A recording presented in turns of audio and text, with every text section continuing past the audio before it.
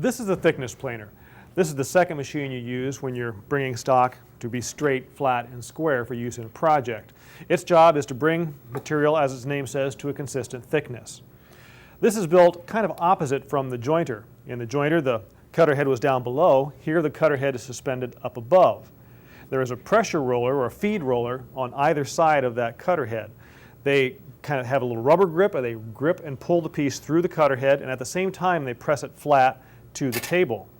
That's one of the reasons you need a flat face here to feed in through. If you had a cupped piece that you're feeding through the planer, those pressure rollers can actually press that cup out of the board, it planes it, and then as soon as it gets to the opposite side and the pressure rollers release the board, it springs back in a cup, and now you've got a board that's consistently thick, but it's also cupped.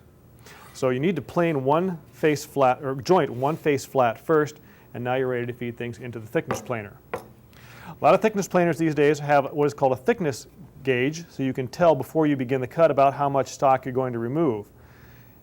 About a 32nd of an inch, 1/16 of an inch is a pretty healthy cut. The wider your board, the less material you want to remove in each cut. To adjust the height of the cutter head, there's a crank up above. Crank it one way to raise the cutter head. Crank it the opposite. You'll see the cutter head start to come down, and the gauge will rise a little bit. We'll just go about a 32nd of an inch for our removal.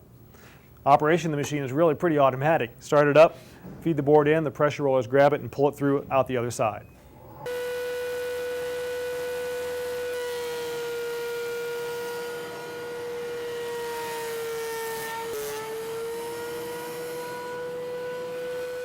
It's easy to see where the face has yet to be planed, like along this edge.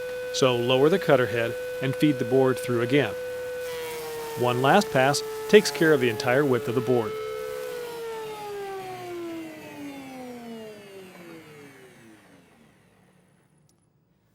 Now I've got a piece that is a consistent thickness, it's flat on both faces, and I've got one edge that is perfectly square to both those faces. All I'd have to do now is take this to the table saw, and I've got a good true edge to run against my rip fence to rip this piece to final width.